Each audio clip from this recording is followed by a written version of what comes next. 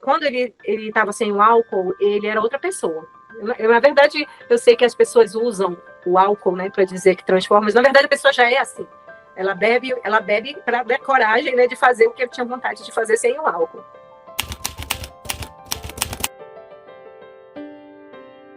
A minha infância foi uma infância boa, mas difícil, porque somos uma família grande, nós somos até hoje uma família grande. Era na época 6 crianças, meu pai é militar, minha mãe costureira, e foi muito difícil, eu imagino, né? Criar 6 crianças, um pertinho do outro, era uma escadinha. Meu irmão mais velho e a minha irmã mais velha tem uma diferença de 2 anos apenas, mas da minha irmã, para mim, são 6 anos. E eu cresci ouvindo que o meu pai queria ter 12 filhos, mas não foi possível, devido mesmo à situação financeira. Quando chegou no segundo filho, ele não queria mais ter filhos. E ele falava para minha mãe que iria parar no segundo filho, que no caso era um casal. Minha mãe tomava anticoncepcionais. Só que por um determinado momento ela resolveu parar de tomar esse anticoncepcional porque estava fazendo mal para a saúde dela. E aí foi quando ela engravidou de mim. Ela fala que ela ficou com muito medo de contar para o meu pai que estava grávida. Então ela pensou várias vezes, e além de pensar, tentou aborto, né? E ela falava isso normalmente pra gente quando era criança, e eu ouvia muito isso. E isso me causou um trauma muito grande. Eu cresci ouvindo isso, que eu tomei remédio para abortar, mas essa daí tinha que vir mesmo. E eu lembro que ela dizia, porque eu sou a mais clara da família, ela falava, tomei tanto remédio, e ela veio mais branca. E eu soube também que eu fui a única filha que não amamentou muito. Não que a minha mãe não quisesse me amamentar, eu rejeitei o peito. Parece-me que com 4 meses eu não queria mais o leite da minha mãe. Então ela teve que tomar outros recursos. Eu imagino, né, a dificuldade, porque isso no passado era muito difícil, né? E eu cresci com isso na minha memória, de que eu era rejeitada. Isso me dói um pouco até hoje, né? Mas enfim, aí depois de mim veio mais outro irmão, mais outro irmão, que acabou sendo 6 filhos. Só que assim, a gente teve uma infância que nós tínhamos a nossa liberdade de brincar no quintal de casa, mas a gente não podia ter amigos, era só da casa para a escola, não tinha diversão assim fora, de passear no parque, para o cinema, essas coisas não existiam. Eu até entendo hoje, né? Porque imagina o meu pai, coitado, acho que ele só tinha mesmo dinheiro da alimentação. Então era tudo muito regrado. E o meu pai, ele era muito severo. Ele fazia da nossa casa a extensão do quartel. A gente tinha que acordar de madrugada, todo mundo cedo. Cada um tinha que executar uma tarefa, arrumar casa e fazer as coisas antes de ir para a escola. E eu lembro também que o meu pai, ele era como se fosse o rei da casa. As melhores coisas de comida tinha que ser, por exemplo, a melhor parte da comida tinha que ser para o meu pai. A minha mãe, quando meu pai saía do banheiro, já estava ali com a sandália, já estava com a toalha dele. Então, ela fazia de tudo para ele não brigar, porque meu pai era nervoso. Contrapartida, minha mãe também. Meu pai era nervoso, mas eu não apanhava. As fases de bater, foi mais o meu irmão mais velho que apanhou. As coisas melhores eram para ele, era como se ele fosse o rei da casa. Então, a gente tinha que fazer de tudo para que meu pai não ficasse chateado, né? Porque a minha mãe já falava, olha, o pai de vocês está chegando. Ele chega muito cansado do trabalho, não pode fazer raiva. Então, a gente tinha aquela pressão, aquele medo, né? A gente até para falar era difícil. Se chegasse visita na nossa casa, todo mundo pro quarto. A gente não podia interagir com adultos, e sempre, lugar de criança não pode ficar no meio de adultos. Então, sempre assim, a gente não tinha muita voz. A gente não tinha como reclamar de alguma coisa, contestar alguma coisa. Isso aí, nunca, nem pensar, né? Não cogitava. E eu lembro muito também que meu pai foi um homem maravilhoso. Isso aí ele deixou pra gente a honestidade, ele sempre quis passar isso pra gente. Sabia que a nossa situação financeira não era fácil, mas ele sempre dizia pra gente, vocês não se preocupem de ser o maior, vocês têm que ser os melhores. Então ele sempre colocou essa carga na gente.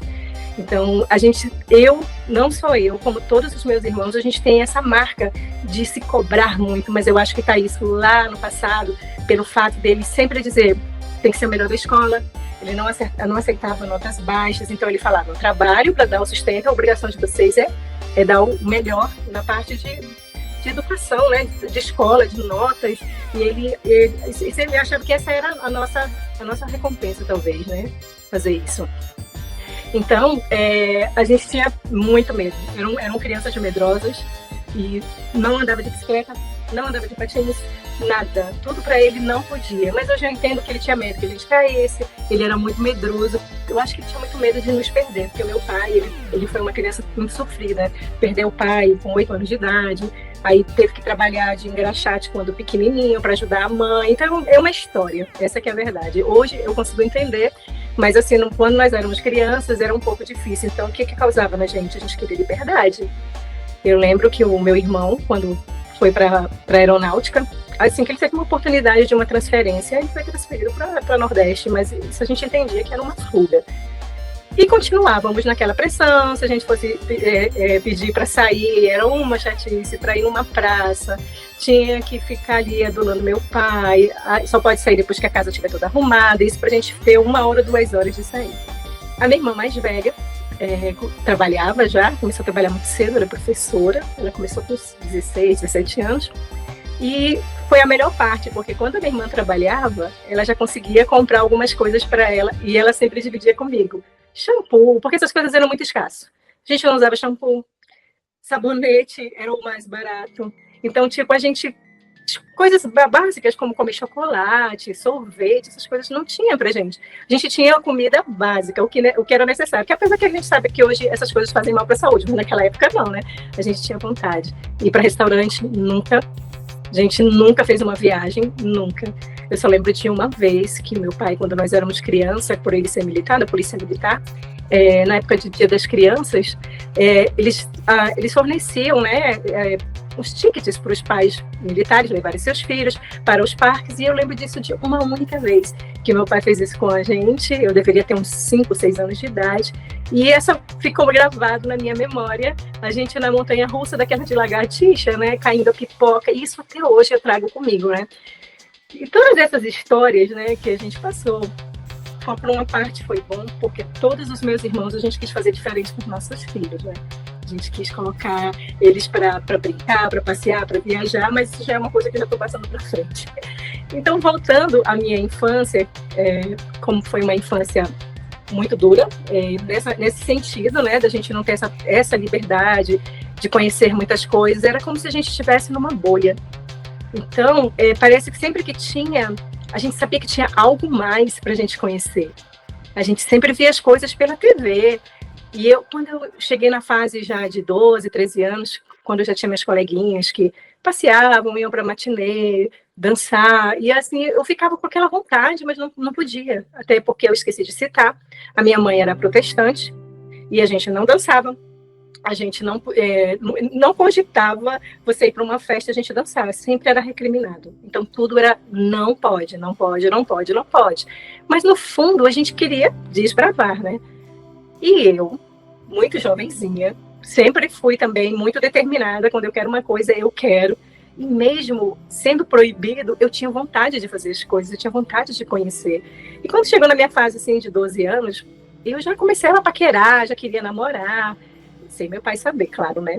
E aí eu era muito danadinha, muito, muito danada. Eu, mesmo com toda essa pressão que tinha, por isso eu falo, né? Que não adianta aprender tanto, porque a gente fica tão moldado, mas assim, você não é você.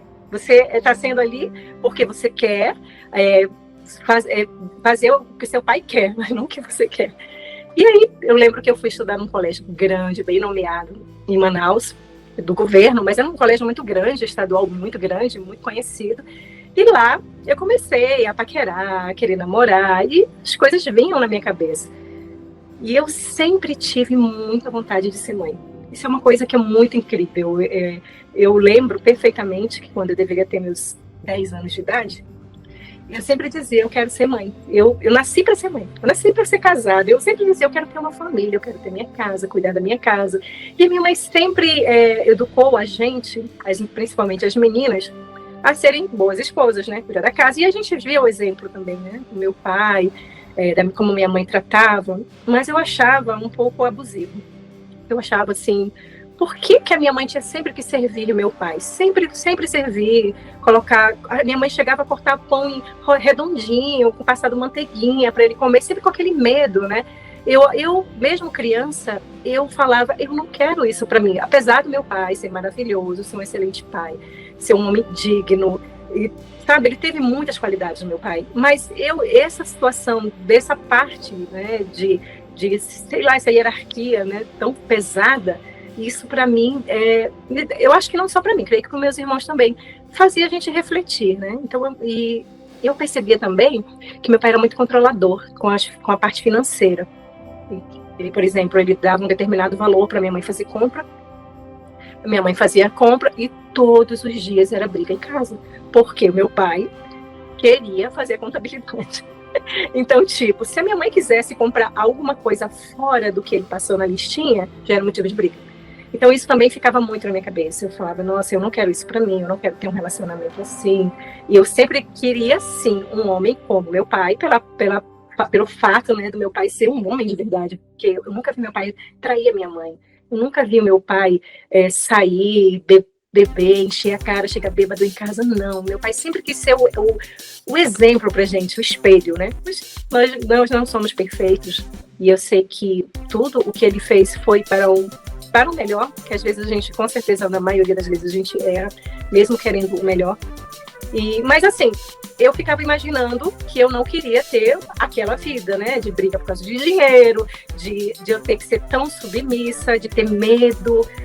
Por exemplo, o meu pai, quando ele estava em casa nos finais de semana, a TV era só para ele, a gente não podia assistir. Então ele ficava, sabe, o domingo inteiro assistindo corrida, assistindo jogo. Então, tipo assim, a gente não tinha vontade, como hoje em dia é bem diferente, as crianças, né, já têm essa liberdade. E aí eu comecei a me despertar na adolescência para querer namorar, imaginei, eu quero casar, eu quero ter filhos. Mas hoje eu entendo que eu acho que isso era mais uma fuga. Eu achava que eu casando, eu teria uma liberdade.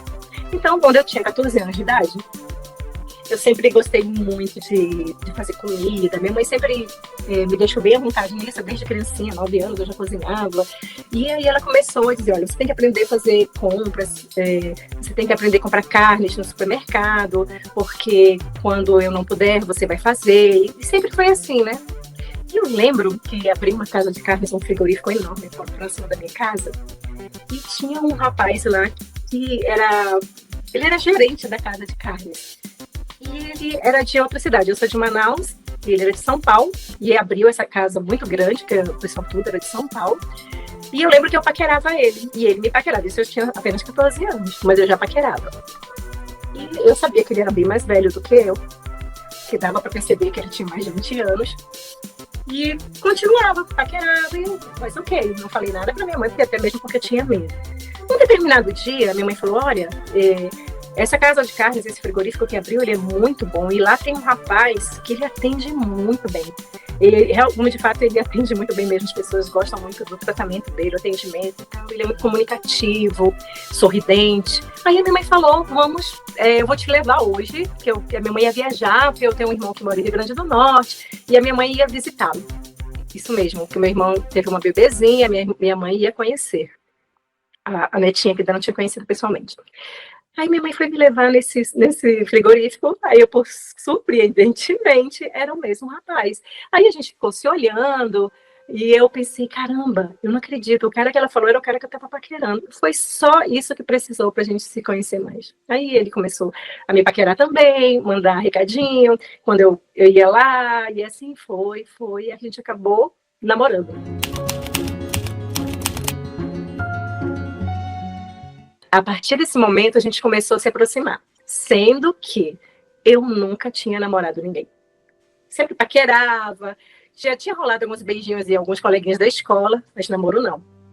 Então, a gente marcou um encontro, aí eu tive que falar pra minha mãe, né? Falei, mãe, assim, eu tô paquerando. E a minha mãe ficou toda feliz, porque minha mãe gostava dele. A minha mãe achou assim, ele é legal e tal, e isso sem meu pai saber. Então, a partir do primeiro momento que a gente se conheceu, já fomos... Parece assim que a gente tinha sido feito um para o outro. Aí me apaixonei. E com certeza ele se apaixonou também, né? Porque a gente ficou muito próximo. Aí chegou, depois de mais ou menos um mês, tivemos que falar com meu pai. Aí aquele medo de falar, porque eu só tinha 15 anos, né? Mas meu pai aceitou muito bem, até porque ele é uma pessoa, ele é uma pessoa muito agradável e também ele era muito responsável. Na época ele tinha 22 anos e assim, trabalhava, então era isso que os pais queriam, que a filha tivesse um homem trabalhador, né? Era isso que era importante. E o meu pai aceitou. Ele foi lá, pedia, na época pedia namoro, né? Foi lá, pediu. Aí meu pai perguntou quais eram as intenções e tudo. Só que as coisas foram indo muito rápido. E eu, com 15 anos, com os hormônios à flor da pele, né? E pouco tempo, eu creio que com uns 3 meses de namoro, a gente passou da linha, né? Aí teve o primeiro relacionamento sexual, mas a minha família não sabia, não falava pra ninguém. E mesmo sendo muito presa, sem poder sair à noite, sem poder fazer nada, a gente arrumava um jeitinho para fazer isso. E foi indo, só que era uma coisa muito intensa. E eu acho que também porque eu alimentava na minha cabeça que eu queria casar, eu queria ter filhos. E assim, eu mentalizei aquilo. E amava mesmo. Foi o primeiro homem que eu amei, foi o primeiro namorado, né? E quando a gente começou a ficar muito, muito, muito próximo, aí ele pensou, ele morava só. Ele falou assim, eu quero casar com você. E me pediu em casamento com poucos meses. Eu estava mais ou menos com uns 4 meses, a gente estava junto, e para mim era como se fosse. Era uma coisa muito engraçada, era um relógio bem diferente. 4 meses parecia que já era um ano. Era quando a gente está apaixonado, a gente fica assim, você imagina. Você está apaixonado e imagina uma criança apaixonada, porque hoje eu vejo que eu era uma criança. Quando eu vejo, eu falei, gente, isso era um crime, eu não sei como minha família permitiu. Mas enfim, né? Coisas que acontecem no passado, infelizmente era assim, né?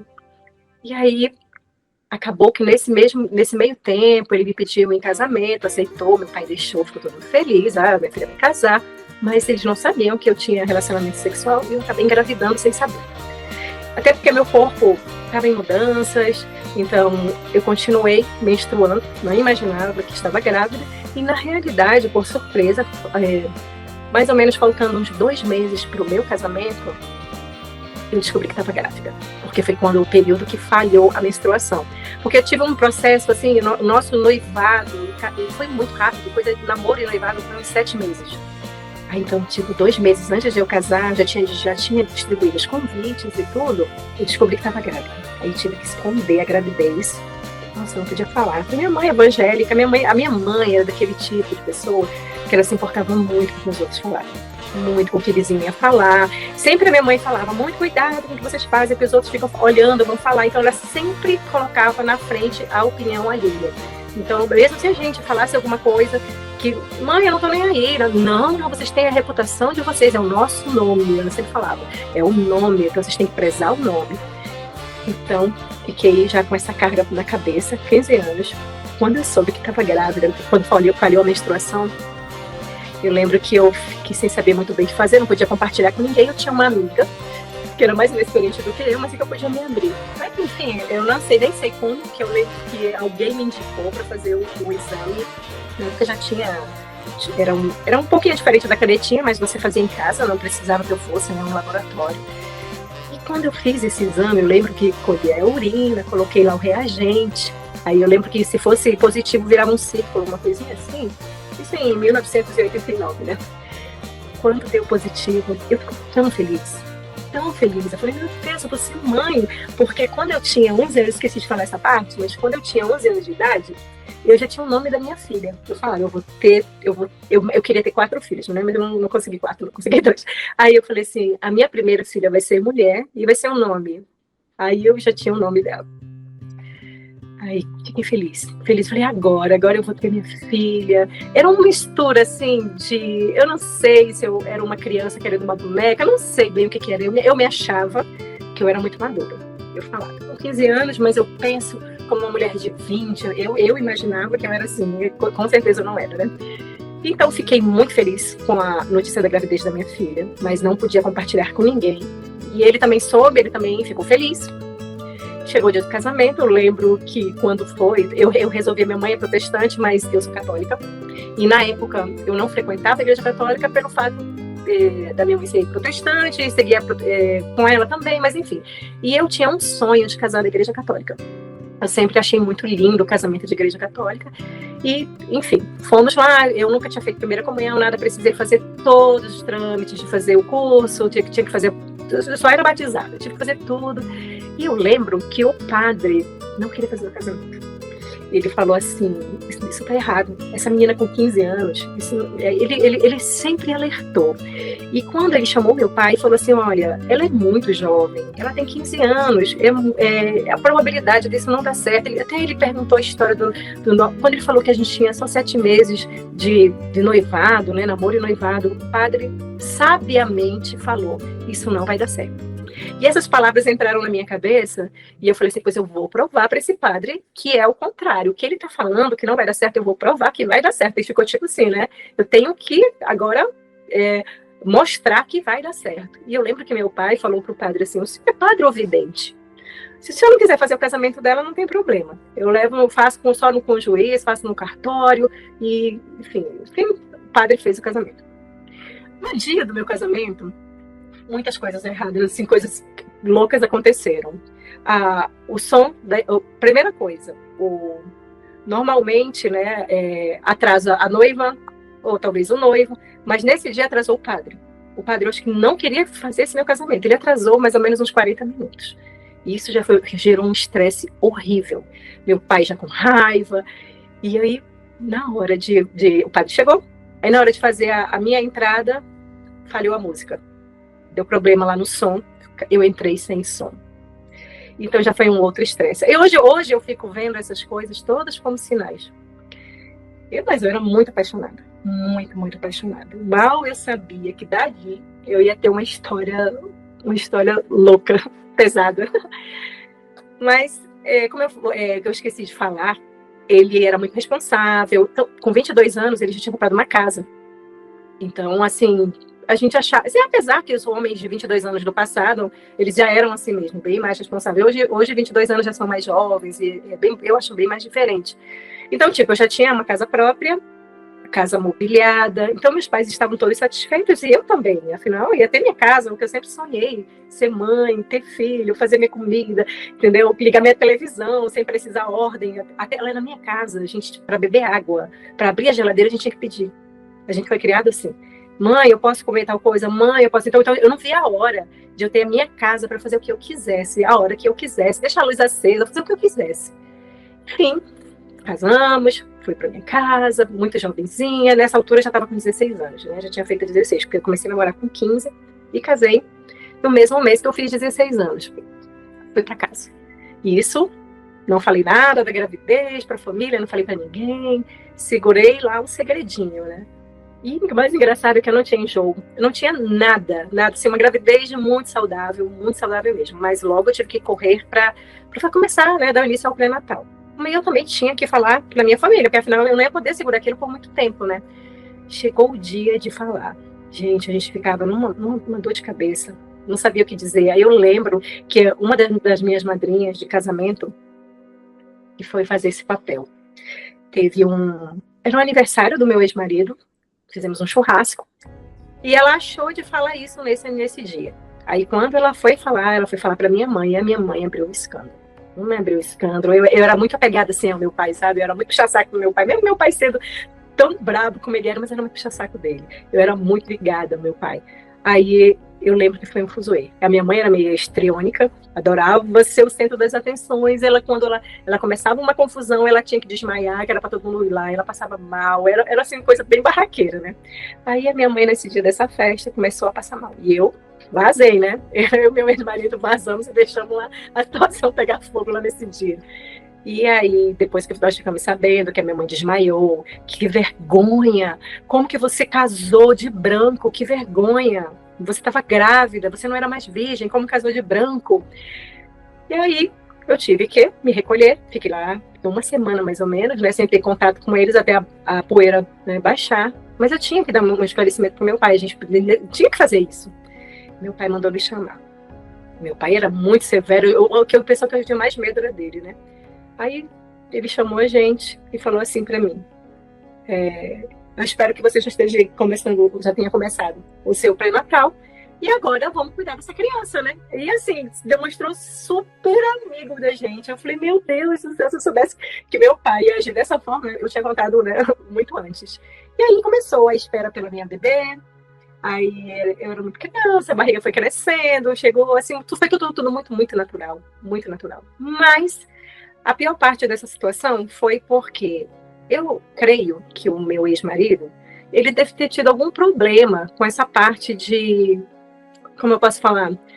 Eu não sei, ele é uma pessoa que ele tem um coração maravilhoso, ele é um ser humano maravilhoso, uma pessoa que ajuda todo mundo, mas ele tem um problema muito, muito forte com a sexualidade, sabe? Ele era muito promíscuo, então ele era muito, assim, de ficar em farra, de dançar com mulheres, de ter casos extraconjugais, assim, sabe? E eu era muito criança e eu não entendia aquilo. Eu sofria muito, eu sofria muito. Ele me deixava sozinha em casa. Sempre ele me dava perdido, inventava alguma coisa e eu ficava sozinha. Ficava grávida, aí às vezes eu ficava lá na minha mãe e ele desaparecia. Sumia, às vezes chegava no outro dia bêbado. E era uma briga. Era uma briga, eu brigava muito. Eu chorava muito, eu amava aquele homem, meu Deus, como eu chorava. Mas assim, eram umas coisas bem confusas, porque eu muito criança, eu pensava que aquela situação poderia mudar, não mudava. E também uma coisa que pesou muito, porque pelo fato, né, de a minha família, principalmente minha mãe, nesse ponto a minha mãe falava, casou, se vira. O que acontecer, se vira, entendeu? Então, tipo, muitas coisas que eu passava, eu tinha que ficar calada para não ouvir. Você não procurou? Porque, na verdade, eu procurei, né? Isso aqui é verdade. Tanto que minhas duas irmãs não casaram jovem. Eu procurei isso. E muitas coisas eu omitia. Algumas vezes contava, algumas vezes chorava, era aquela idiotia, nossa, final de semana, eu ficava sabendo que ele estava em tal lugar, sempre chegava na minha cabeça que ele estava com mulheres. E foi indo, foi indo, foi indo. Tive essa gravidez bem nervosa. Chegou o dia da minha filha nasceu natural, foi muito, muito legal. Eu lembro que na maternidade eu era mais jovem e assim, que os médicos falavam, nossa, essa daqui foi a que deu menos trabalho. Porque ela também foi muito fácil, né? Nasceu. Só que, a partir daquele momento que a minha filha nasceu, ele desapareceu, porque no passado tinha aquela história de mijo, né? Eu sou do norte, né? Então tem uma tradição que eles ficam bebendo, né? De ficar comemorando o mijo da criança. E esse mijo demorou 3 meses, todos os dias. O homem nunca estava em casa. Então, tipo, eu não tive um suporte, assim. Eu não sei se é coisa de machismo, talvez seja isso também pela família, né? A família dele, eu não sei. Então, porque sempre era a mulher, a carga de arrumar casa, de cuidar de filho, no passado eram das mulheres, né? Então, eu lembro que passei o período, né, que é porpério, que na minha época era resguardo, né, da minha filha. Eu fiquei 18 dias na casa da minha mãe, meu pai ficou todo feliz, ajudava a fazer chazinho e aquela coisa toda, que um bebê novo que chegou, era a primeira netinha deles, e aquela coisa toda, minhas irmãs. A minha filha foi assim, a princesinha da casa, né? Mas aí, com 18 dias, eu tive que voltar para minha casa, para levar minha rotina, até porque eu ainda estudava. Eu estava terminando ainda o ensino médio. Casei muito jovem, né? Estava fazendo o primeiro ano ainda, quando eu casei. E eu continuei, a troncos e barrancos para terminar. Eu contei com o suporte da minha família, das minhas irmãs, que ajudavam a ficar. Minha mãe ficava, falava muito. Reclamava muito, porque ela sempre disse, quem pariu, Mateus, quem pariu, né? Então, sempre assim, muitas coisas eu tinha que ficar calada, e também tinha vontade, às vezes, de sair para algum lugar, até pelo fato dele sair. Eu queria, na minha ideia, também sair com as minhas amigas, mas isso aí não poderia fazer nunca, até porque minha mãe ia contra. E a minha mãe sempre tinha aquela ideia, né? Ruim com ele, pior sem ele. E a minha mãe sempre dizia, eu não sei, eu imagino que a minha mãe tinha muita preocupação de ter uma filha separada. E de eu voltar para casa, além de voltar para casa, ainda voltar com mais uma criança, né? Eu acho que ela imaginava que todo mundo ia ficar falando essas coisas. Então, os conselhos que eu tinha da minha mãe era aguentar, que era assim mesmo. E se eu abandonasse aquela vida, se eu tentasse outra ia ser da mesma forma. Mas eu lembro que meu pai não fazia isso com minha mãe. Eu lembro que ele nunca traía, eu nunca via. Então, poxa, eu falava, por que eu tenho que aceitar? O meu marido da época, ele era muito bom, como falam, né? Ele era bom, ele era batalhador, ele trabalhava, mas tinha esse defeito. Foi passando seu tempo, nada mudou. Ele continuava com essas práticas, eu reclamava. Aí eu lembro que teve uma vez, eu estava com minha filha pequenininha ainda, Nossa, gente, eu era uma criança, né? Eu com 16 anos, com outra bebezinha. Minha filha tinha meses e eu lembro que eu estava na casa da minha mãe. E assim, o mais engraçado nessa história é que eu nunca, naquela época não existia, né? Celular, essas coisas. Então, tipo, eu sempre tinha uma coisa comigo de nunca procurar. As coisas chegavam para mim, porque eu sempre sabia, eu sempre falava para ele, eu nunca vou atrás, porque eu sempre achei muito vergonhoso a mulher, humilhante, né? A mulher ir atrás do marido e fazer aqueles barracos. E eu sempre dizia para ele, eu nunca vou atrás, mas eu sei que as coisas vão chegar até mim. Sempre eu avisava. Um determinado dia, a minha filha devia ter mais ou menos uns 9 meses, eu estava lá no meu pai, era um domingo. E eu não sei, alguma coisa me deu assim, sabe, um estalo. E eu, tão jovem, já tinha esses pressentimentos. E a minha casa era muito próxima da casa da minha mãe, uma diferença no máximo aí de, acho que uns 800 metros, acho assim. Então, tinha uma avenida, uma rua principal, que era só pegar reto, mas alguma coisa me tocou de eu ir para uma outra rua. Quando eu vou na outra rua, tinha um motelzinho, né? Era uma casa de. Era um motel, era um hotelzinho pequeno de bairro, né? E alguma coisa me falava para eu passar ali na frente. Quando eu passo lá na frente, eu vejo o carro dele lá. Caramba, eu falei, eu não tô acreditando nisso, não. Esse cara, ele tá me subestimando demais, demais, porque, tipo, o cara chegar ao ponto de ir para um motel, praticamente na biqueira da casa dele, porque era muito próximo, do vizinho da minha casa. E o que é que eu fiz? Peguei minha filha, voltei na casa dos meus pais. Eu lembro que eu acho que eu deixei minha filha com a minha mãe. Falei que eu ia fazer alguma coisa e fui lá nesse motel. Fui lá, eu tive uma sorte, porque o atendente era um jovenzinho também, devia ter no máximo seus 14 anos. E eu falei para ele, olha, eu sou irmã do dono desse carro que está aqui. Eu preciso falar com ele. E o garoto foi tão inocente que o garoto deixou eu entrar. Até hoje eu fico pensando assim, como é que esse menino fez isso? E ele foi, eu falei, pô, rapaz, o garoto falou, não, eu falei, por favor, eu preciso falar com ele. E o rapaz foi, cara. Quando o rapazinho vai, gente, eu não sei, eu acho ali que teve alguma, eu não sei, alguma força assim, sobrenatural, porque eu lembro que eu peguei a chave, ele entregou a chave para mim, ninguém faz isso, né? Peguei a chave e abri a porta da suíte. Quando eu abro a porta da suíte, estava escuro, acho que eles estavam dormindo. Mas eu entrei com tudo, assim, com aquela raiva. Eu lembro que eu só peguei no pé da mulher. Peguei o pé daquela mulher, assim, saí puxando, e ele veio, e ele, calma, não é nada disso que você tá pensando, não é nada disso que eu tava pensando. E foi me empurrando pra fora, falei, quem é que tá aqui com você, quem é que tá aqui? Ele falou, não tem ninguém aqui, foi me empurrando, foi pra fora, aí foi saindo, foi me levando pro carro e dizendo pra mim, eu vim aqui, eu só parei aqui porque eu tava cansada e fui dormir, porque ele não foi dormir em casa, porque era vizinho de casa, né? E aí começou a falar na minha cabeça, não, você tá ficando louca. Não tinha ninguém aqui, você tá louca. E eu percebi que ele nunca admitia as coisas que ele fazia, ele sempre negava. Então era uma das coisas que mais me dava raiva, era ele não aceitar, ter coragem, né? De ser um homem, dizer assim, desculpa, a idiotice que eu fiz, me perdoa, né? Eu fiz isso aqui, mas não. E foi sempre dizendo que eu tava ficando louca. E eu não esqueço isso. Ok, passou. Eu não lembro se eu falei para minha mãe, mas eu sempre os conselhos, aguenta, isso vai mudar.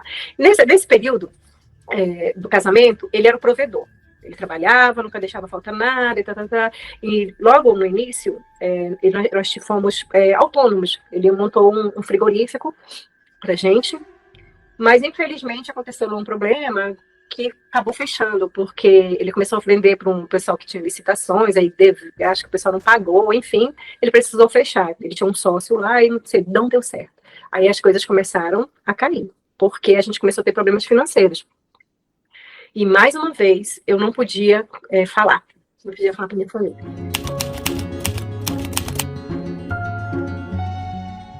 A gente começou a passar dificuldade. Sim, dificuldade de faltar as coisas mesmo, sabe? De não ter dinheiro para pagar luz, começar a atrasar a conta de luz e essas coisas, e cortar a luz. E eu pensava no leite da minha filha.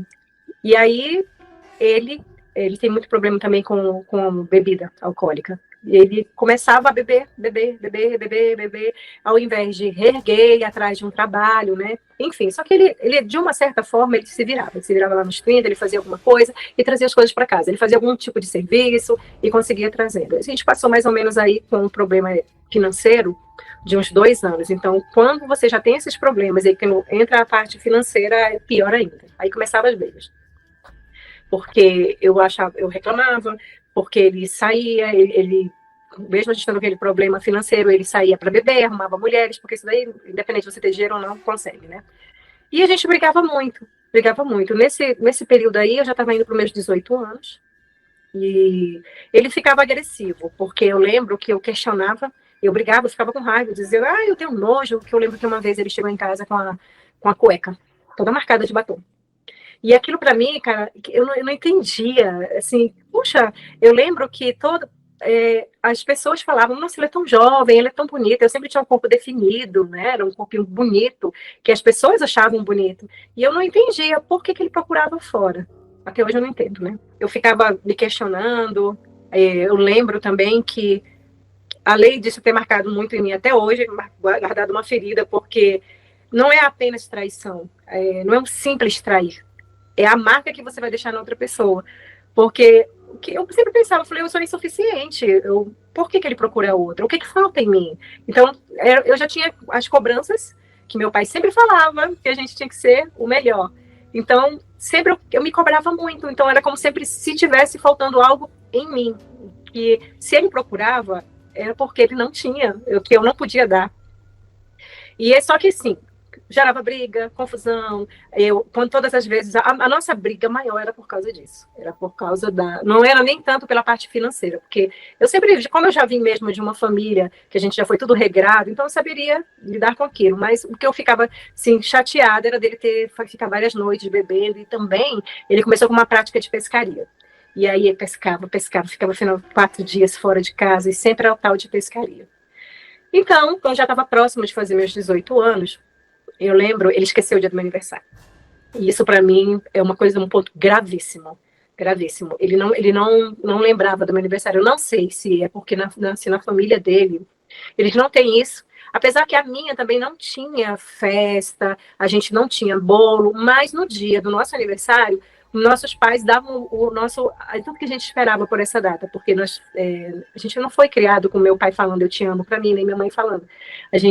Não existia isso, sabe? Dizer, filhinha, eu te amo, você tá aqui e tal. Então, mas só que quando era no nosso aniversário, era aquele abraço que a gente chorava, a gente esperava por isso. Eu lembro perfeitamente que era na época de Natal, Ano Novo, e nas datas de aniversário da gente. E ele esqueceu meu aniversário. E eu fiquei muito triste, muito chateada, revoltada. Inclusive, ele esqueceu, não só esqueceu, ele desapareceu. Ele desapareceu de casa. E eu lembro que a minha mãe, nesse dia, minha mãe, meu pai, minhas irmãs, né? Eles ficaram com pena de mim.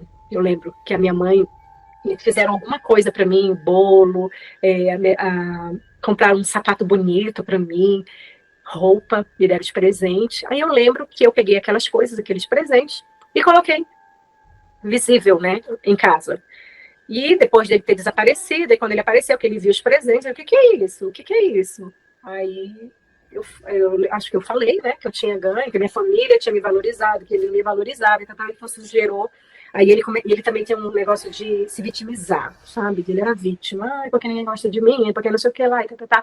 E eu lembro que ele estava meio alcoolizado, e nesse meio a gente teve uma discussão muito calorosa mesmo, pelo fato de ter esquecido meu aniversário. Só sei que nessa história toda, que eu não consigo lembrar muito bem, ele me bateu, ele me agrediu, ele me deu um soco no olho.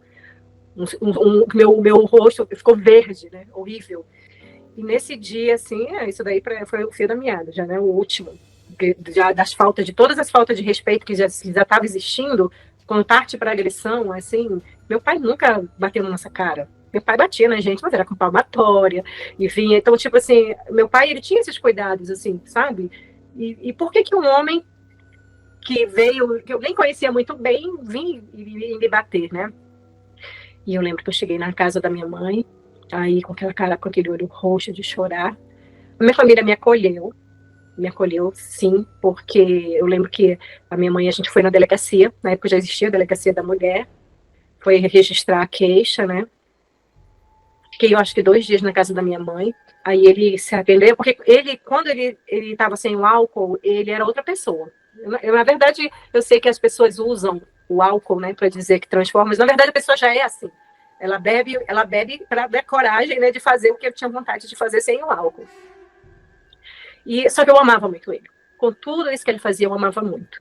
E eu lembro que ele mandou uma carta para uma melhor amiga minha, pediu um perdão, que não sabia o que tinha acontecido, que aquilo nunca mais iria acontecer. E, inclusive, teve a audiência, né, da gente. Aí teve uma delegada lá que conversou conosco e tal, e aí deu os conselhos. No final das contas, voltei. Voltei porque eu imaginava o que eu vou fazer. Já tinha a minha casa, já tinha aquela liberdade, né? Que eu achava que eu tinha uma liberdade com meus pais, né? Assim, meus pais eles me apoiaram na forma de me pegar, de levar para delegacia.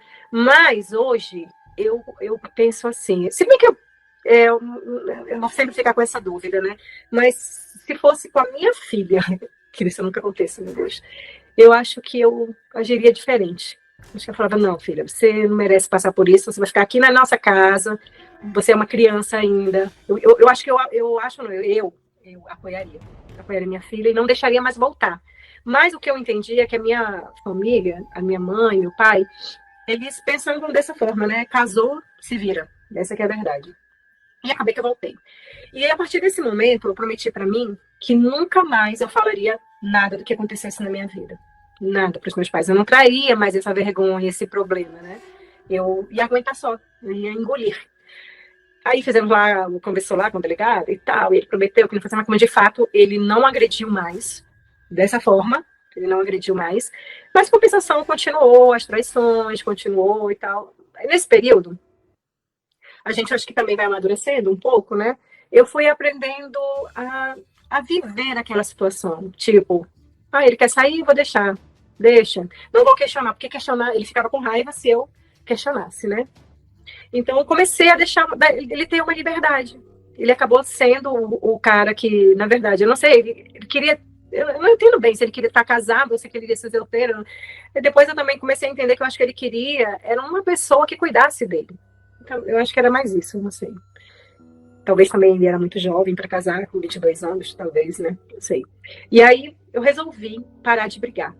Comecei a deixar ele livre. Aí também, logo nesse meio tempo, ele conseguiu, graças a Deus, na época, um trabalho de novo. Ele sempre trabalhou como gerente, né, de casa de carnes, e ficou trabalhando. Então, nesse período, a nossa vida financeira estava boa, mas ele nunca deixava que eu trabalhasse fora. E uma das coisas também, ele gostava muito de ir para festa, e eu questionava, por que você não me leva? Porque eu tinha vontade de te conhecer. E eu sou uma pessoa, assim, eu sou muito, gosto muito de dança, apesar de ter sido muito presa, né, mas eu gosto de samba, então eu tinha essa vontade. E ele falava assim para mim, não, levar mulher eu vou levar sanduíche para festa? Eu não levo mulher minha para festa, para onde eu vou só tem homem, não era só homem. Não é. Depois a gente acabava sabendo que ele dançava, ele chegava com roupas sujas aqui de batom, na gola. Na verdade, ele queria ser solteiro, né? Aí então, como a vida financeira estava melhorzinha, aí eu continuei, terminei meu ensino médio, minha filha já estava maiorzinha. Aí também nesse período eu lembro que ele montou outra casa de carne pra gente. Já aí eu comecei a trabalhar com ele na casa de carnes. E aí eu aprendi a fazer tudo. Aprendi a desossar, aprendi a serrar carne, aprendi a cliente. Ele é muito bom nisso, né? Então, eu também tenho que agradecer que muita coisa também ele me deu de boa na parte de trabalhar com comércio, eu aprendi com ele. E aí comecei a peitar, trabalhar, fazer, atender. Aí o que aconteceu? Ele viu que eu conseguia tomar conta, aí ele desaparecia. Passava uma semana, quando ele ficava 3 dias pescando, ele já ficava uma semana. Aí o homem desaparecia. Aí ele começava a jogar tudo nas minhas costas.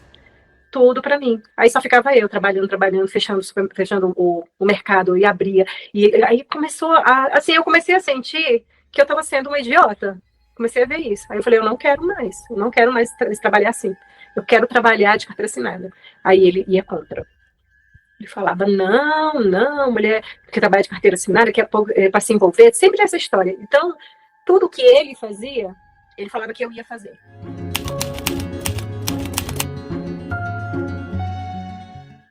Só que aí eu comecei a questionar, aí finalmente fechamos esse mercado, esse açougue, e aí eu resolvi que eu queria trabalhar. Eu lembro que eu devia ter 28, olha, pra você ter uma ideia, eu já fui trabalhar com 28 anos, que eu fui ter a minha carteira assinada.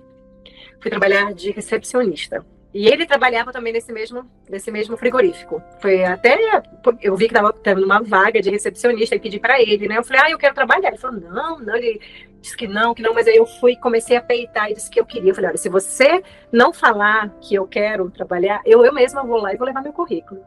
E aí ele resolveu, né? Ele resolveu falar, até porque acho que ele pensou, eu vou estar aqui, né? Eu vou estar de olho, né? E aí comecei a trabalhar.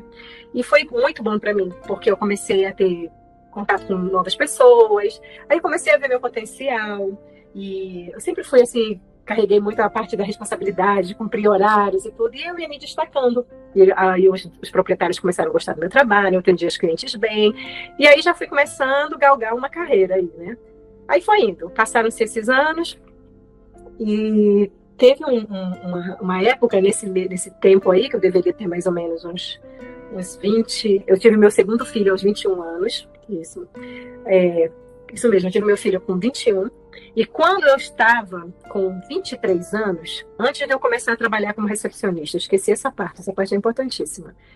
E a gente tinha um carro, um Santana Quanto, e ele, como sempre, né, sumia, desaparecia, eu já não ligava mais. Eu já sabia que ele estava aprontando e já deixava. Isso quando os meus filhos vieram, eu queria era cuidar dos meus filhos. Eu tive o meu segundo filho, nasceu prematuro, requeria muitos cuidados. Então, assim, ficou aquela atenção toda para ele. Então, eu não queria saber. Queria saber só dos filhos, tá bom, quer aprontar, vai. E eu comecei a decidir que o que importava era eu ter os meus filhos. Aí a parte sexual eu já comecei a bloquear, eu já não deixava mais ele nem se aproximar. E a gente começou a cada vez mais, foi se distanciando, né? Mas nesse período eu lembro que ele desapareceu, aí deu 6 horas da manhã, nada. Mas eu fiquei com aquilo assim, né? Eu lembro que eu sempre acordei muito cedo, eu falei, de novo, né? Eu falei, deve estar por aí. Aí o telefone toca. Quando o telefone tocou, era um pessoal do hospital. Aí o pessoal do hospital falou assim, olha, você é a esposa do fulano de tal? Eu falei assim. Aí ele falou, olha, ele sofreu um acidente, ele tá aqui no hospital e você precisa vir aqui. Aí eu lembro, eu falei, onde foi esse acidente? Aí a pessoa falou que tinha sido vou falar o nome, na Zona Franca lá de Manaus, tem uma parte que se chama Calçadão. Então nessa parte aí, Calçadão tem muitos barzinhos, sabe? E se você for um pouco mais à frente, tem uma estrada de refinaria, que é onde tem vários motéis. Aí quando ela falou que era no Calçadão da Zona Franca, aí eu falei assim, eu não sei, veio uma coisa assim pra mim, ele estava no motel. Alguma coisa falou assim pra mim, ele estava no motel. Ok, foi no supermercado, fomos pro hospital.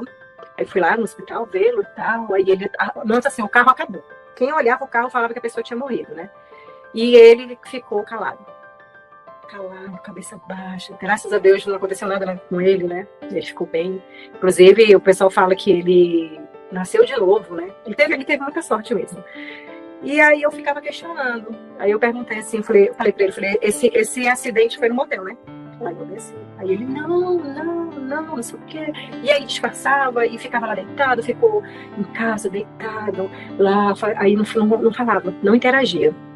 Passaram-se 4 dias, ele ficou em casa, o telefone toca novamente. Na época não tinha celular, né? Tocou no telefone fixo. Aí o cara falou assim, oi, eu lembro que eu não falei que era esposa, não. Eu falei assim, eu sou irmã, porque eu tava com uma dúvida que eu tava no alerta para pegar. Aí ele falou assim, olha, é o seguinte, aqui eu sou o proprietário, porque o acidente olha como foi o acidente, foi uma carreta. Ele bateu numa carreta. Mas eu não entendia como tinha sido isso. O carro dele é totalmente acabado, né? Aí o cara falou assim, olha, é o seguinte, eu sou o dono da carreta. E aí, na época, gente, era muito dinheiro para o cavalo que tinha acabado e tal, não sei nem muito bem essas coisas. Aí o cara falou, eu quero saber como que vai ficar a situação. Eu falei, mas... que a irmã dele tá falando. Eu falei, então, esse cara, ele tava no motel. O acidente foi no motel tal. Ok. Aí eu falei, olha... Aí ele falou, olha, eu quero saber como vai ficar. Eu falei, olha, hoje a gente vai ver o que vai fazer, a gente vai procurar advogado. Eu lembro que eu não derramei uma lágrima. Parece assim porque eu acho que eu já estava me preparando para alguma coisa parecida a essa, né? Aí eu cheguei no quarto e falei para ele, olha, já tô sabendo de tudo. O acidente foi no motel, né? E ele lá de cabeça baixa, né? Não queria falar nada. Eu falei, olha, a gente vai pensar o seguinte, a gente não vai ter dinheiro para pagar. O que a gente vai ter que fazer é tentar procurar um advogado. Vamos tentar ver essa parte, porque se ele se ferrasse financeiramente, ia ferrar a família toda, a gente, meus filhos, né? E aí eu coloquei na frente que eu tinha que tentar reverter a situação. Fui atrás de advogado. E o advogado, assim, ficou pasmo. Ele falou assim, olha, Cláudia... Tinha a mulher que estava com ele dentro do carro, parece até que quebrou a perna. Não sei, até hoje eu não sei quem é essa mulher. Eu não fui ver, não sei de nada. E eu tive que ir para um motel para fazer foto, para tirar foto para as evidências, né, para as perícias. Eu que tive que fazer isso, porque ele estava acamado. E eu tenho até hoje as provas. E na época se tirava com aquelas máquinas que eram aqueles filmes, né? E até hoje eu tenho isso, guardado em casa, no Brasil. Que agora eu moro em Londres, né? E aí eu peguei, fiz aquelas fotos, mas parece assim que não era eu. Parece que eu estava fazendo aquilo com uma outra pessoa. E eu fiquei, gente, pelo amor de Deus, como é que eu sou tão idiota assim, cara? O que está acontecendo comigo? O que eu fiz na minha vida? Por que eu tenho que passar por essa humilhação? Mas eu sempre pensando nos meus filhos. Queria meu filho teve problemas de convulsão quando era pequenininho, por um fato de nascer prematuro, então ele tinha uma atenção muito grande, então era toda voltada nele. Aí sim, fizemos o processo, o advogado veio, eu só sei que no final das contas, graças a Deus, a gente não tinha mesmo como pagar e não pagou. Eu nem sei nem o que virou esse caso, porque a gente não pagou.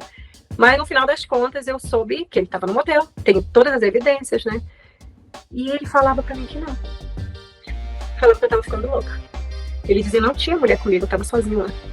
Sempre fazendo como que eu fosse a doida. Até hoje ele não confessa isso. Eu tenho as contas, eu tenho tudo, até hoje ele não confessa. Então essas coisas foram ferindo, foram machucando. E como eu não tinha pra onde escapar, resolvi aceitar aquilo ali. E resolvi empurrar com a barriga. E aí foi quando eu comecei a trabalhar como recepcionista, depois eu comecei a mudar, e eu lembro que eu fui para uma outra empresa, que inclusive era até amigo dele também, aí eu já fui para gerente, aí sempre assim, as pessoas gostavam do meu trabalho, e viam como eu era, eu sempre tive assim um dom para controle, sabe, de empresa, mesmo sem nunca ter estudado. E aí eu fui percebendo que eu tinha um dom para contabilidade, né? Aí comecei a fazer isso despertando. Então, levava a minha vida trabalhando e tava bom. Aí acabei aceitando aquilo de ter uma pessoa que não, acho que a gente não era mais um casal. Eu acho que a gente era irmãos. Eu acho que nós éramos irmãos. E eu não era uma mulher para ele, ou era uma mãe para ele. E como ele tinha essa parte dele ser um ser humano muito bom, ele é uma pessoa muito prestativa. Ele é uma pessoa, assim, que se você estiver precisando dele, ele larga tudo para te ajudar imediatamente. Então, essas coisas, assim, fazia eu dar aquela balançada e falar assim, pô, eu não posso também acabar com ele só por causa dessa parte, né? Só que eu vi que a gente não era mais um casal. A gente já estava 10 anos em casa, já tinha se passado esse tempo todo. A gente não tinha relacionamento sexual mais. E até porque eu me sentia até mal de ficar perto dele, sabendo que ele andava com outras mulheres. Então a nossa vida era como se a gente fosse irmão, mas ninguém sabia. As pessoas de fora não sabiam, nós éramos um casal. E aí nessa época, eu também sou muito religiosa, sou católica. Eu comecei a participar da carismática, né, da renovação carismática. E foi indo, então eu fui mergulhando nisso, levando meus filhos na renovação carismática. Meu filho criou um carisma tão grande que no futuro meu filho virou missionário, né? E aí, como eu vivia pro filho, como eu vivia pro meu trabalho, só que eu não me enxergava mais. Se você entrasse abrisse o meu guarda-roupa, você só ia ver roupa de trabalho. Eu não me olhava mais no espelho. Eu comecei a engordar. Não percebia. Fiquei obesa, cheguei a pesar 106 quilos. E ele sempre me chamava de gorda, de velha. Tanto que quando ele me apresentava para as pessoas, não era essa é minha esposa, essa aqui é minha velha. Porque a minha mãe era obesa, então sempre ele me comparava com a minha mãe. Aí a minha autoestima era rasa no chão. E não tinha vaidade, mal cuidava mesmo do cabelo, porque precisava atender, eu tinha contato com o público, né? Então eu me cuidava nessa parte. Mas enfim, fui tendo vergonha do meu corpo, aí já percebi que a minha vida não estava fazendo muito sentido a vida de casal. Eu percebi que a vida era mais mãe e filha, estava mais cuidando dele, sendo mais mãe do que esposa. E aí começou a me dar um estalinho na cabeça, já estava já com 39 anos, nessa idade eu esqueci de citar, mas a minha filha também foi mãe jovem, eu fui avó com 34 anos. E aí era mais um motivo ainda para ele falar, se eu quisesse mudar alguma roupa, vestir uma roupinha melhor, ele falava, não, isso não combina com você já tá velho, você já é vó. E aí eu comecei a pensar, a analisar a minha vida. E aí comecei a ver, eu falei, eu acho que eu tenho que mudar algumas coisas. E então resolvi cursar uma graduação. E foi assim o start mesmo para a mudança da minha vida. Quando eu comecei a fazer a graduação, eu comecei a mudar tudo. Aí comecei a olhar que estava tudo errado. Aí comecei a pensar na separação. Aí a gente já dormia, nesse meio tempo já dormíamos separados. Eu fui para a sala, fiquei dormindo no sofá, ele ficou no quarto. E só que eu lembro que para pedir a separação eu fiquei muito tempo assim, eu tinha medo de pedir a separação, porque ele tinha esses problemas com a bebida, ele quebrava as coisas dentro de casa, era uma das coisas também que me revoltava, chutava portão, a casa, era tudo, geladeira, então aquilo eu já estava cansada, saturada, trabalhava para comprar as coisas e se destruía. Aí eu lembro que eu comecei a rezar muito para ter coragem para pedir a separação, e resolvi pedir a separação. Ele, no primeiro momento, achou que era coisa da minha cabeça, né? Ele não acreditou muito. Eu falei, olha, eu não quero mais. A gente tem que encarar essa realidade, porque a gente está tendo uma vida superficial. E o que me deu mesmo coragem para pedir a separação foi porque meu filho, já nessa altura, ele já estava com 18 anos, e ele ingressou na vida de missão, ele trancou a faculdade dele para ser missionário. Foi embora para São Paulo. Aí eu tive já aquele problema do ninho vazio. Aí a minha filha já grande, já tinha filha também, já estava cuidando da vida dela praticamente, mesmo morando comigo, que eu dei apoio para minha filha. Mas aí também o meu filho foi embora e eu já comecei a ver, falei, eu acho que eu estava tendo uma máscara mais, porque eu tinha muita preocupação de meus filhos ter pais separados, uma idiotice, que é muito melhor ter os pais separados vivendo saudavelmente do que da forma que eu estava. Então, quando pedi a separação, ele falou assim para mim, como você está pedindo a separação, então que você saia de casa, é você que decidiu.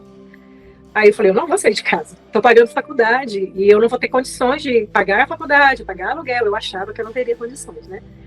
E resumindo a história, ficamos levando a vida separados na mesma casa. E foi terrível, né, para mim, porque eu não podia ter uma vida social, sair, me divertir, que eu já tinha vontade de conhecer coisas novas e não podia, porque ele não falava para as outras pessoas fora que a gente estava separado. Ele ficava mentindo que a gente estava junto ainda. E eu lembro que passaram-se 1 ano, passou 2, e aí eu comecei a falar para ele. Eu falei, olha, você tem que falar para as pessoas que a gente está separado. Porque eu vou começar a sair, e se me virem com alguém, vão falar que eu estou traindo você. E isso foi uma coisa que eu prometi para mim, que eu nunca iria trair ninguém na minha vida.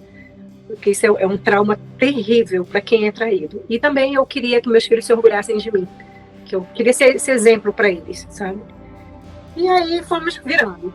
Me formei, chegou, né, a minha formatura, e aí eu já vi que eu tinha que sair daquela casa, porque eu às vezes eu queria sair com alguns amigos, ele ficava seguindo, sabe? Ficava me seguindo para ver onde eu estava indo. Eu estava vendo a hora de acontecer uma tragédia, porque mais ou menos depois de 1 ano foi quando eu comecei a me relacionar com outra pessoa. E eu tinha muita vergonha, eu tinha muito medo, eu não me via como me relacionar com outra pessoa, porque ele foi o meu primeiro homem, né, primeiro namorado. Então eu achava o meu corpo muito feio. Só que nesse momento que eu entrei na faculdade, foi quando eu digo que eu bati a cabeça, né, que eu estava pesando lá meus 106 quilos, aí eu comecei a estudar, comecei a cuidar de mim, comecei a fazer academia, eu emagreci 22 quilos, aí pintei o cabelo de louro, parece até a música da Beijo do Forró, né? Aí pintei o cabelo de loiro. Aí eu comecei a ver que os homens me olhavam. Aí eu percebi que quando eu dirigia no trânsito, os homens começavam a me olhar. Eu falei, ué, eu não tô morta, não. E eu comecei a perceber que eu tinha vontade de ter relacionamento sexual. Que aquele bloqueio que eu tinha deixado, inclusive por um momento eu pensei até que eu não ia fazer sexo nunca mais na minha vida. E eu vi que não, que eu tinha vontade. Porém, quando eu comecei a abrir os olhos, que eu queria me envolver com outras pessoas, eu resolvi por querer o meu divórcio mesmo. E até porque eu tinha vontade de sair de Manaus, de conhecer outros lugares. E quando eu pedi o divórcio, ele mesmo assim ainda não acreditou. Aí eu lembro que eu queria fazer, eu falei, eu quero fazer o divórcio imediatamente. E nós tínhamos um patrimônio, né? Uma casa. E só que na época que eu fiz o divórcio, eu estava de mudança para Santa Catarina. Eu queria ir para Santa Catarina, eu ia atrás de trabalho, conhecer pessoas, mas eu queria ir livre daquilo, né? E eu lembro que ficava aquela história sobre a casa, sobre o bem. Aí eu pensei, quer saber? eu vou fazer vamos fazer esse divórcio pelo cartório mesmo. Eu tinha me informado com umas amigas minhas, né, que tinham contato com advogados, e ela me indicou uma advogada, e ela falou, olha, Cláudia, só tem uma forma de você sair, porque sairia mais barato se eu fizesse pelo cartório. Porém, só se faz no cartório se vocês não tiverem nenhum bem. Aí eu falei, ok, eu vou abdicar da casa. Vou falar que não tenho nenhum bem. Eu quero me livrar disso aqui.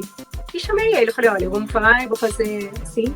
Eu vou abdicar da casa, eu só quero que você deixe a minha parte para os meus filhos. E ele aceitou. E foi lá, fizemos o divórcio no cartório. E a partir desse momento eu me senti livre. Aí comecei. Aí começa a busca pelo recomeço. Fui para Santa Catarina, não deu certo lá em Santa Catarina. Eu fui atrás de trabalho, também de conhecer novas pessoas, de ter um relacionamento. Até me envolvi com uma pessoa que não deu certo, voltei para Manaus. E nesse período, como eu tinha dificuldade de conhecer pessoas, porque eu sou um pouco tímida, em um determinado dia eu conheci um rapaz, que foi a primeira pessoa que eu me envolvi, que foi muito importante na minha vida. Não foi uma pessoa que eu apresentei para todo mundo, foi tipo um namorado secreto. Que foi a primeira pessoa, e esse rapaz, ele tinha 22 anos, era muito jovem, e eu nunca me imaginava com um rapaz tão jovem, mas foi bom, porque ele que me despertou para a vida, ele que fez eu saber a mulher que eu era, ele que me valorizou meu corpo, me elogiava, e assim, a gente ficou namorando secretamente, porque eu não poderia apresentar para minha família que eu estava envolvida com um jovem, né, e esse relacionamento foi mais, tipo, na verdade, nesse momento, a minha cabeça estava mudando. Eu falei, eu quero pensar igual os homens. Mas quando eu falo isso, eu não posso generalizar, porque nem todo homem pensa assim. Mas eu comecei a pensar, falei assim, não, agora eu vou ser que nem homem. Eu só quero namorar, eu só vou fazer agora homem sofrer. Eu pensava em só me divertir, em curtir. Eu falei, eu quero... E aí comecei a fazer tudo que eu não fiz na minha adolescência. Aí, uma amiga me falou de sites de relacionamento. Aí comecei a acessar os sites de relacionamentos e comecei a conversar com pessoas de fora do Brasil.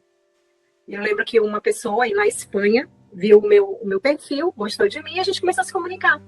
E é uma pessoa maravilhosa, e a gente fez nossa, a gente ficou namorando pela internet por uns 7 meses. E ele já tinha ido no Brasil fazer o mestrado dele no Rio de Janeiro, ele já conhecia o Brasil. Só que ele falou assim para mim, Cláudia, eu quero muito conhecer você pessoalmente, a gente está indo muito bem no relacionamento e tal, era aquela coisa legal, né? Mesmo com o fuso horário, se falava todo dia, e ele é uma pessoa muito transparente, demonstrou toda como era a vida dele, e ele falou assim para mim, como eu estava desempregada nesse momento, ele falou, como você não está trabalhando, se eu pagasse todos os custos, você viria me conhecer aqui na Espanha? E eu não pensei 2 vezes, eu falei, vou. Minha família ficou em desespero. Meu filho ficou preocupado, minha filha, minhas irmãs. Falei, louca, Cláudia, o que vai fazer? Lá tem tráfico humano, tá. Só que esse rapaz, ele me demonstrou muita confiança. Ele tinha 54 anos na época, e ele fez muita questão de mostrar toda a documentação dele, fez a carta convite passada pela Polícia Federal de lá, né, da Espanha, e ele era muito assim, transparente. Aí mostrei para minha família, e aí fez contato, resumindo toda a história, fui parar pela Espanha, fui na Espanha.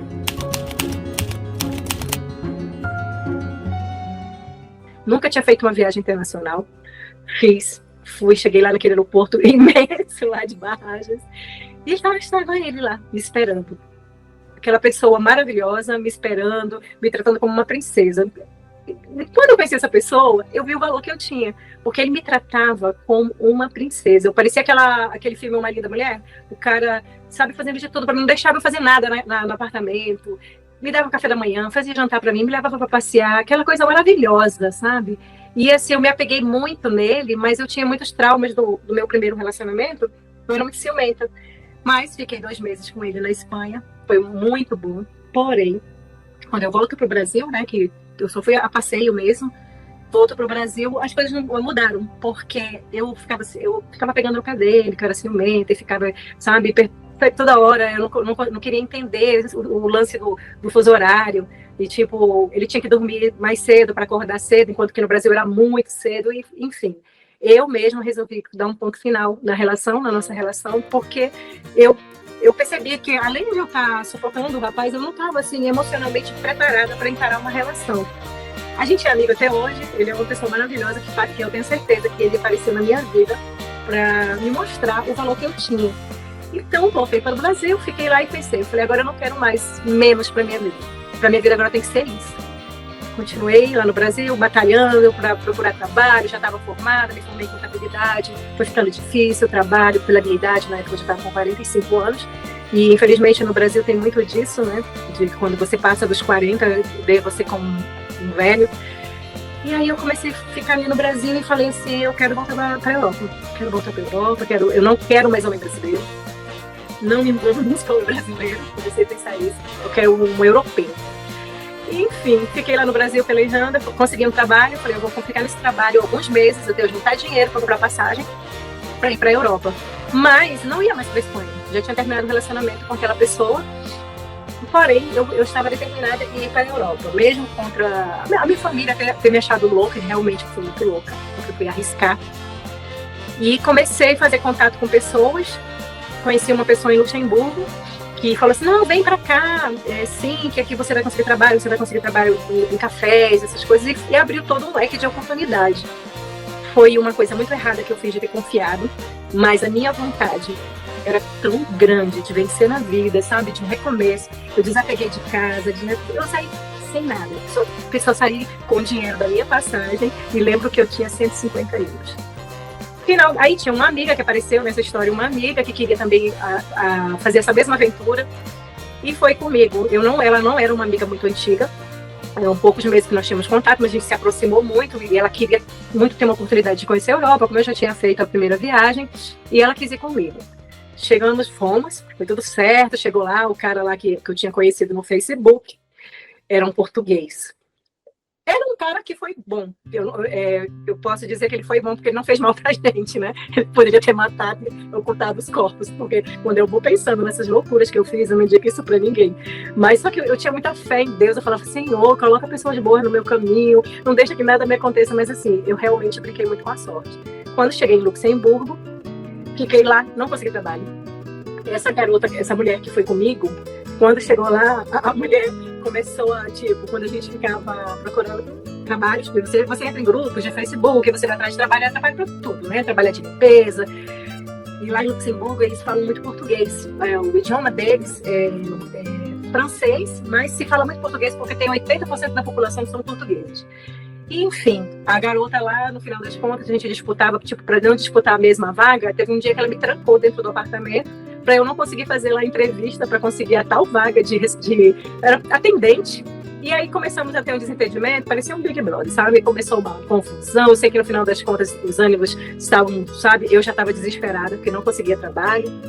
Acabou que a gente brigou, foi horrível, deu até, assim, coisas que eu nunca tinha feito na minha vida, de bater numa pessoa, eu bati nela, me arrependi, depois pedi perdão também para ela, mas enfim, ela também fez coisas ruins comigo, muitas coisas ruins, e aí eu decidi naquele momento que eu teria que sair de Luxemburgo, né, mas eu não queria mais voltar, não queria voltar para o Brasil, eu falava, meu Deus, eu não quero voltar para o Brasil, eu vim para tentar, tem que dar certo aqui, aí ficava em Luxemburgo e França, procurando trabalho e não conseguia, e nesse momento tinha um cara que morava no mesmo flat, lá no mesmo apartamento, que também era português, e ele se apaixonou por mim.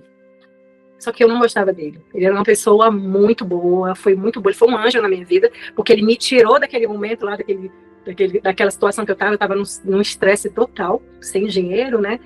E também com medo que eu poderia ter passado por sei lá, poderia acontecer alguma coisa contra a minha vida. Só que ele queria ficar comigo, queria casar comigo. Mas eu falei, meu Deus, mas não é isso que eu quero, não é isso. Mas enfim, né? Ele me deu um suporte por uns 2 meses. E foi um grande suporte. Aí eu comecei a passar a roupa dele, ele me pagava, eu passava a roupa, foi bem assim mesmo.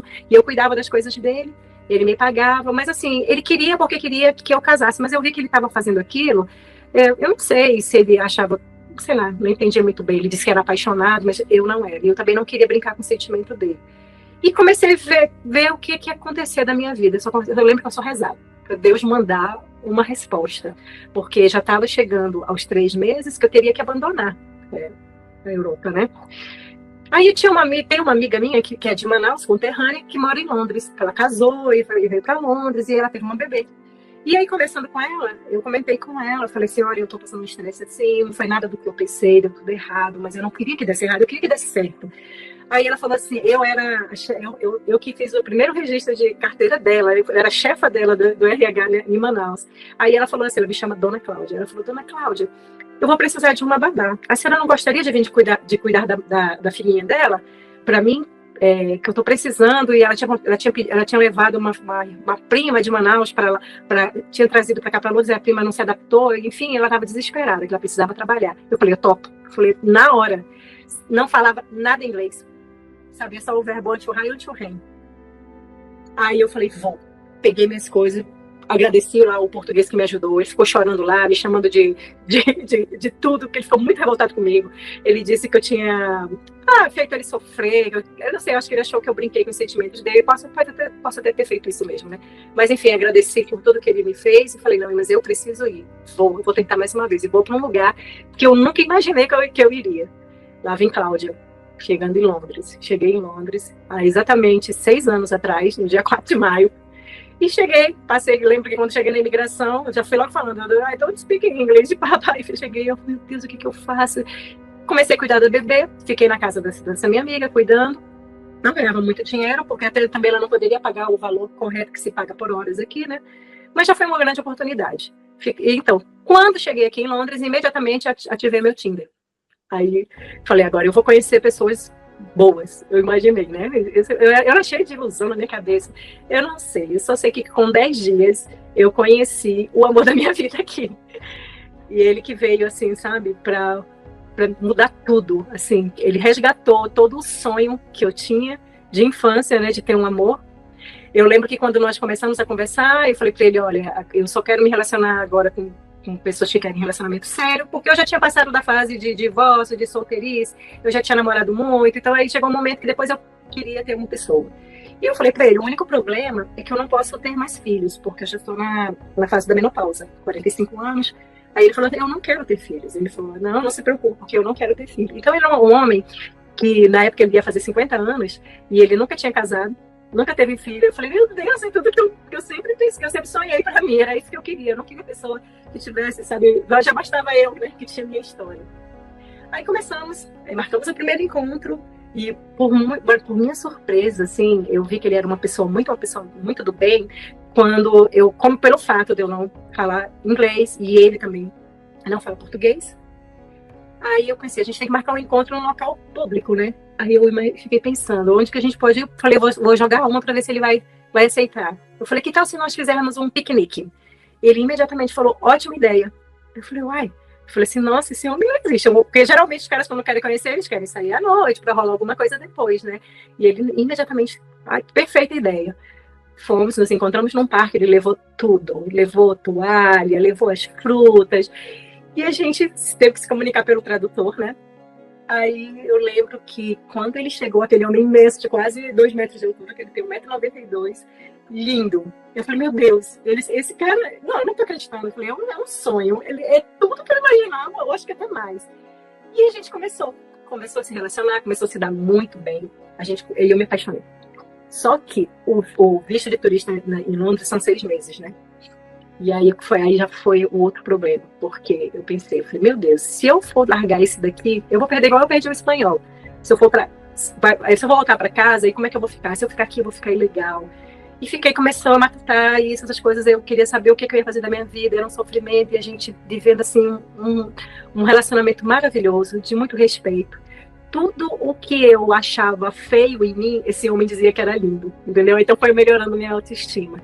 Eu me achava gorda, e ele me achava linda. Eu tinha muito problema, que eu achava meus braços muito gordos. Ele falava, nossa, seus braços são muito lindos. Eu falei, gente, como que Deus usa, né, as pessoas assim para curar? Porque isso para mim foi uma cura de muita coisa, muitos traumas meus. E aí chegou o dia que eu tinha que voltar para o Brasil, e eu decidi não voltar. Aí eu falei para ele, assim, eu não vou voltar, eu vou ficar. Eu lembro que ele falou assim para mim, o que você decidir, eu vou apoiar você. Se você quiser voltar, eu vou te apoiar. Se você quiser ficar também, eu vou te apoiar. E resolvi ficar. E não é fácil, né? Você viver num país ilegal. Mas só que eu tava com muito medo de perder essa história, sabe? E depois de mais ou menos uns 10 meses, eu saí da casa da minha amiga, porque ela saiu do trabalho, não ia ter mais condições de pagar. E aí eu me vi desesperada de novo, né? Para onde que eu vou ficar? Porque aqui em Londres é assim, as pessoas, mesmo que elas queiram te ajudar, é mais difícil, porque o custo de vida de aluguel é muito caro e você, assim, assumir uma pessoa é muito complicado. Aí fui morar com ele. Fomos morar, ele morava num estúdio. Aí fomos morar juntos. E assim, a gente não podia logo pensar em casamento, porque eu não queria errar de novo, né? Porque já o primeiro casamento foi coisa de 7 meses. Eu não podia, porque eu tava vivendo um sonho, né? Mas e se de repente esse sonho virasse pesadelo? Eu tava sempre com um pé lá e outro aqui. Nós estávamos no processo de conhecimento, tanto da minha parte como dele também. Aí chegou a pandemia, ficamos isolados e a gente venceu a parte do isolamento. E a gente se aproximou mais ainda. Aí foi uma das coisas que eu percebi o quanto que a gente valia a pena a gente tentar. Porém, eu estava ilegal e precisava trabalhar, trabalhei ilegal. Trabalhava como limpadora, inclusive eu sou limpadora até hoje, né, que é crina.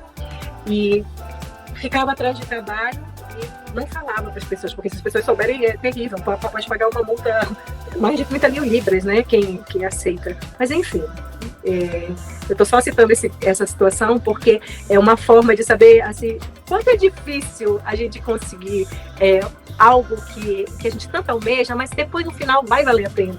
Para não desistir dessa vontade que você vai conseguir. Então eu sempre colocava isso comigo. Se Deus me colocou aqui, se Deus me apresentou essa pessoa, é porque é para ser ele. Eu comecei a pensar dessa forma. E aí, nesse período da pandemia, na época ele trabalhava como self-employed, então apareceram menos contratos, né? Porque ele é músico e também transcreve músicas e fazia também, na época, ele fazia gravações de audiobooks. E aí foi perdendo os contratos. Então, o que acontece? Tem um teto para você poder casar, né, com um imigrante. Então, não chegava ao teto. Na época era 18 mil libras anuais. E não dava certo de chegar porque já tinha caído muito. Então, eu não estava apta a casar. Aí foi passando 1 ano, foi passando 2, terminou a pandemia e nada melhorava. Mas eu sempre naquela confiança que Deus ia mudar a minha história, a nossa história, né? E ele sempre me apoiando muito, é uma pessoa que me respeita muito, uma pessoa grata, uma pessoa que eu faço uma refeição, se eu cozinhar, ele agradece. Chego do trabalho cansado, ele faz massagem no meu pé. Então, tipo assim, eu falei, meu Deus, eu não vou encontrar outra pessoa assim. Então, eu fui aceitando ficar nessa situação. Eu e ele, a gente, assim, se apoiou um no outro, a gente se fortaleceu. Passava por muito medo. Tinha muito medo de alguém saber a minha situação, de alguém me denunciar. E era um estresse. Mas um estresse com confiança, com fé em Deus, que graças a Deus, glória a Deus, no ano passado, depois de muito tempo, né, no ano retrasado ele conseguiu um contrato de trabalho, que aí hoje ele ficou apto a poder a gente casar. E aí a gente deu seguimento no processo do nosso casamento. Mas foi muito sofrimento, porque eu fiquei esse período sem ver minha família, meu filho que veio me visitar aqui, minha neta que puderam visitar, porque eu não podia sair daqui. Eu sofria muito com isso também, né? Mas graças a Deus, conseguimos, casamos, e agora eu estou no status correto aqui, graças a Deus. Aprendi um pouco de inglês, eu tenho uma boa comunicação agora, até mesmo porque eu precisei fazer o teste, né, para poder passar, para poder conseguir o meu visto. E hoje a gente tem uma boa comunicação, a gente se conversa, ele fala inglês, eu respondo em português, e às vezes eu falo, ele também às vezes responde em português, mas enfim, hoje a gente tem uma certa harmonia. Hoje eu me sinto uma pessoa, assim, muito feliz, mesmo pelo fato de eu estar distante da minha família, mas hoje agora eu posso visitá-los, né, e assim, eu me desapeguei de todas as coisas materiais, porque eu sei que agora eu já estou com 50 e daqui a pouco, eu não sei se eu vou viver mais muito tempo. Então eu quero viver de qualidade esses últimos tempos que Deus vai me dar, porque eu sei que depois dos 60, 70 já está perto do fim, né? Então eu quero ter essa história. Eu sempre quis contar minha história. E hoje eu estou tendo essa oportunidade, estou muito feliz por isso. E o recado que eu tenho para dar para todo mundo, não desistir, acreditar. Acredite, acredite, acredite. Mesmo que muitos falem que não. Acredita que eu acho que essa força que vem de dentro, ela atrai coisas boas. E é isso que eu tenho para falar.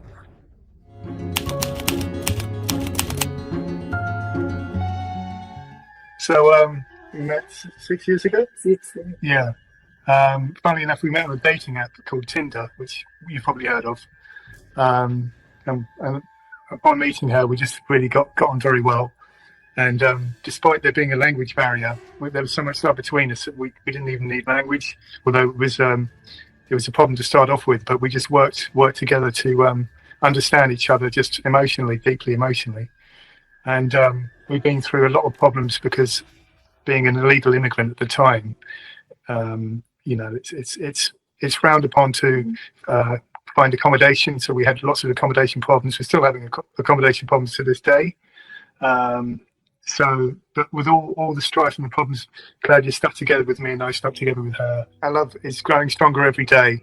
So we're definitely meant for each other, and we just had to take the next logical step in getting married. And that also meant that Claudia could stay in the UK without having more problems from the legal fraternity. So we're very happy together, and I'm sure we'll be together for another 6 years maybe and onwards. So yeah, I think it's a marvelous story that Claudia has, and I hope you can edit it well and share it with the masses. And it proves that it can be done, although it's a difficult route. But we've both learned from it, and Claudia's learned more than I have. Claudia's a very special person.